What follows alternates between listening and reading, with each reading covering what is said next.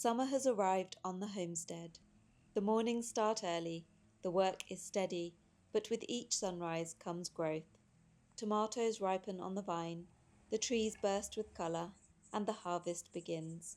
It's a season of quiet beauty and abundance worth every drop of sweat. Good morning, lovely people. I hope you're having a great summer so far. Here it seems like almost overnight everything in the orchard has ripened up together. So today I'm going to dedicate myself to picking it all, and then I thought it'd be fun to show you what I do with my produce and what I typically eat in a day at this time of year. The temperatures are rapidly soaring, so I'm going to crack on straight away, but please do let me know in the comments if you have any recipes to share, because I'm always looking for new ways to use my produce. First up, cherries. The cherry tree is growing in the pig pen, and some of them are really high up, so I don't hold out much hope of getting all of them, but I'm going to do my best. Next up, I have a very healthy crop of pears this year, although they're not particularly sweet, so I think they need to ripen off the tree a little bit. Of course, the piggies were waiting underneath for any that fell. Next up, the last batch of apricots, because this is quite late in the season for them. I've previously picked around 6 or 7 kilos. Moving on to the nespole, which I believe are called loquats in English. I'm not really sure what to do with them apart from making jam, so if you have any suggestions, please let me know.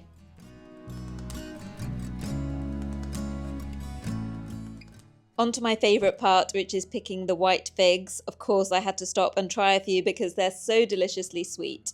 The purple figs should be ready later in the month.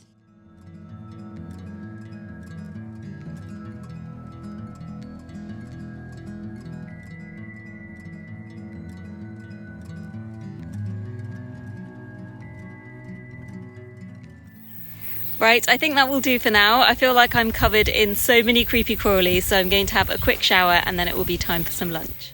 Right, I feel reinvigorated after a shower and something to eat, so it's time to actually start doing something with all this produce. First of all, I'm going to get some water on the boil to sterilise my jars, which is my least favourite job and really makes me wish I had a dishwasher to do it for me. And then I will make a start on all the jams and chutneys and other delicious things I'm going to be making today.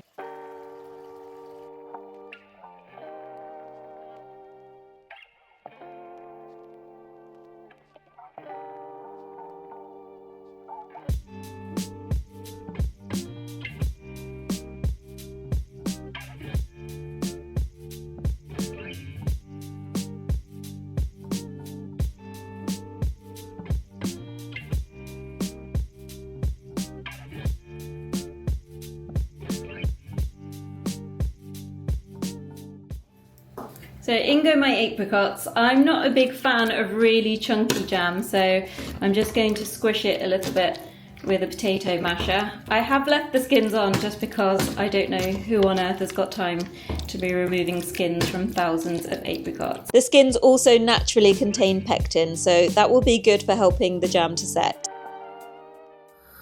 I'm just cooking this now for about 25 minutes on medium heat. While I wait for the jam to cook, I thought I would make use of the time by de-stoning my Amarena cherries. Now again, it's not the most fun job, but I think the key is just to have a really good soundtrack to keep you going. Now I can't play it for copyright reasons, but I'm going to be listening to an album by Little Roy called Battle for Seattle, which are reggae covers of Nirvana songs, which may sound quite bizarre, but it really is the soundtrack to summer for me. This is also a really messy job, hence the apron, so definitely don't wear your best clothes for this. So I've got this snazzy machine that's going to do most of the work for me. Just pop your cherry in, press, and it comes out the other end de-stoned. The stone goes into the bottom here. Now there used to be this show in England called Room 101 where celebrities would go and talk about their kind of pet hates, I suppose. I'm sure this concept must exist elsewhere, so let me know. But my number one pet hate is TV chef grammar. So all of the things like cooking off and frying down, which make absolutely no sense. So if there are any TV chefs watching, the grammar police are coming for you. This is a very slow process, but just look at how satisfying it is.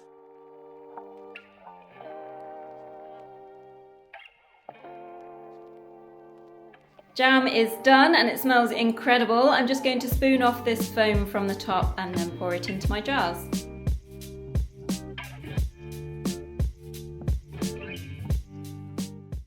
Now I'm going to make a start on the fig chutney. These are the ingredients I'm going to be using. I've got my fresh figs, an apple, a few of my pears that I've just picked. I've got some of my shallots from the veg patch, and then I'll be adding some raisins and obviously some sugar and spices too.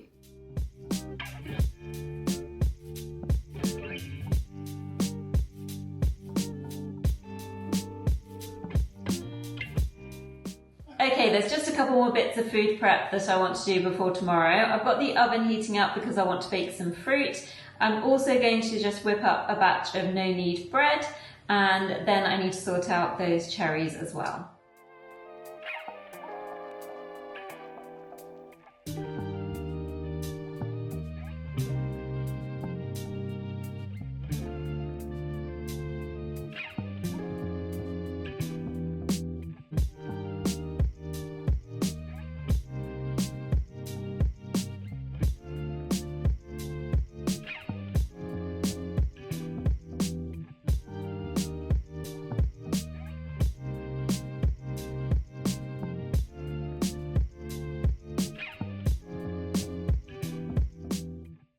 While I wait for my bread dough to rise, I thought it'd be nice to just have a quick chat about my own history and relationship with food and cooking. Now, coming from an Italian family, obviously food is a big part of my life, but on top of that, my father used to be a professional chef. When he came to England in his teens, he trained at some of the top Italian restaurants in London. And if you get the chance, I would highly recommend reading a book called The Spaghetti Tree, which talks all about those days. Eventually, he opened his own restaurant, and he was so successful that other restaurants in the area would send a taxi every morning to pick up his sauces because they were just so incredibly tasty. My brother inherited his talent for cooking and is also a professional chef, whereas I've always been more passionate about good home cooking. Whilst I was teaching languages in a boys' boarding school, I started to incorporate a little bit of cooking into my classes to liven them up. And I began to realise that the boys would recall more vocabulary after having these lessons. So I started to do some serious research into it, and it turned out that the more senses you engage whilst language learning, the more likely you are to retain vocabulary. So with that in mind, I set up my first and only other YouTube channel, which was creating simple Italian dishes. It was extremely cringeworthy, as you can see, but I enjoyed it so much that I decided to approach the BBC about creating a programme designed to help children learn languages. So I ended up going off to see BBC in Manchester, and it was a dreadful experience, which if you're interested to know about, I will tell you about some other time. And then I went on to work on a children's show called The Munchbox, which some of you may remember. Let me know in the comments if you do. Although I decided not to pursue TV cooking as a career after those experiences, I still absolutely adore cooking. I just love the way it brings people together. It lets you show how much you care about your friends and family, and it's just such a sense of satisfaction creating something from scratch, even more so now that I have the homestead and it's actually my own produce that I'm cooking. It's not worth lighting the wood-fired oven just for one loaf, so instead I'm making a crock-pot version. All you need to do is heat the pot up in an oven until it reaches 230 degrees centigrade, then pop your dough on some greaseproof paper and pop it in the heated pot. I cook it for half an hour with the lid on and then 12 minutes with the lid off, and it will come out looking something like this. I've just given the cherries a thorough wash, and now I'm going to cover them in sugar and leave them overnight covered in cling film so that the juices come out, and then tomorrow I'll show you the rest of the process.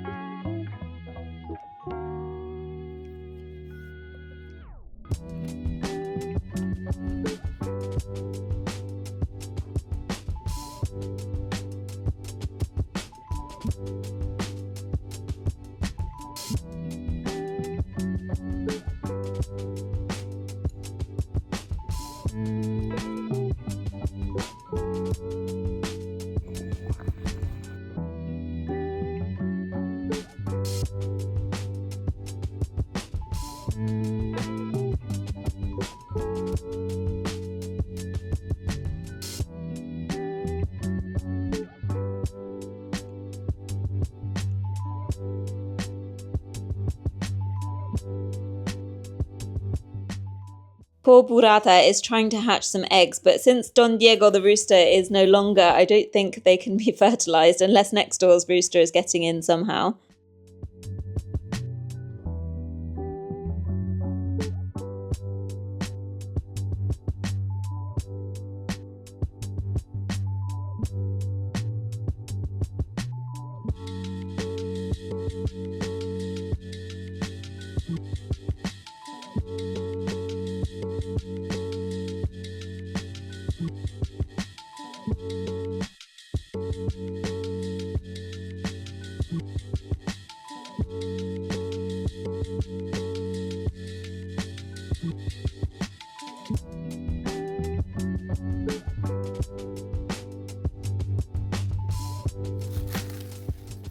So this is what our cherries look like after soaking for 24 hours with sugar, and as you can see they've released a lot of juice. So what we're going to do is sieve the juice into a pan and then heat it up and then re-add the cherries back into it. If you're wondering why we're adding so much sugar, it's because these are sour cherries. So they're the kind that you find in those very pretty jars that people use in desserts over here.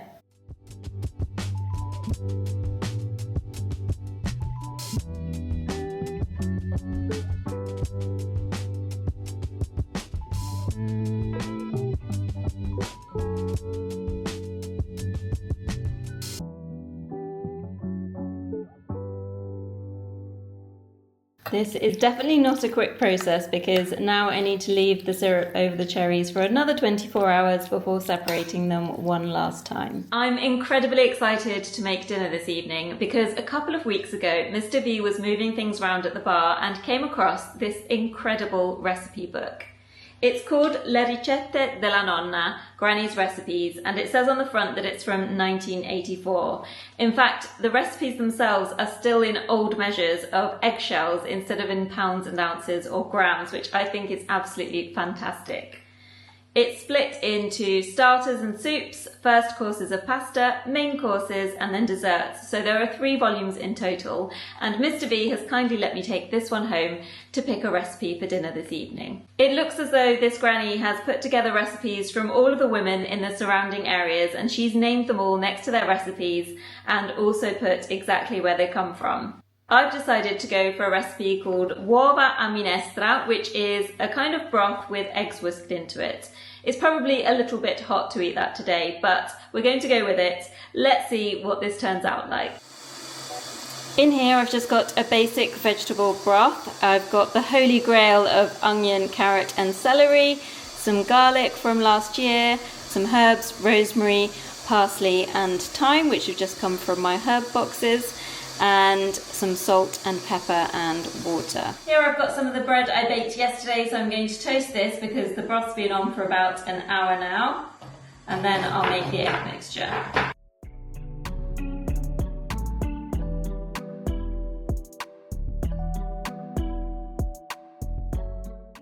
So I'm just going to add a big load of parmesan now and whisk it all together.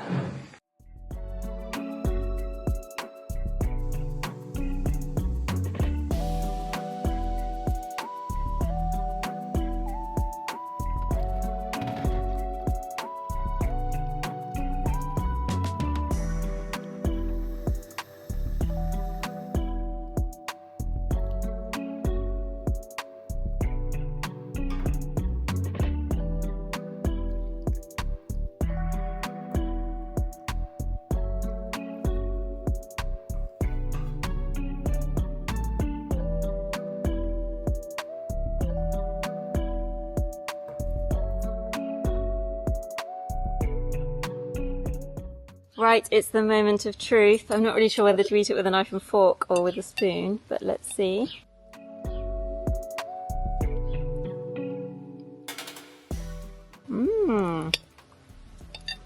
It's really good. It's basically scrambled egg on toast, but with that extra umami kick of the broth. Really, really tasty. Shame about the flies though.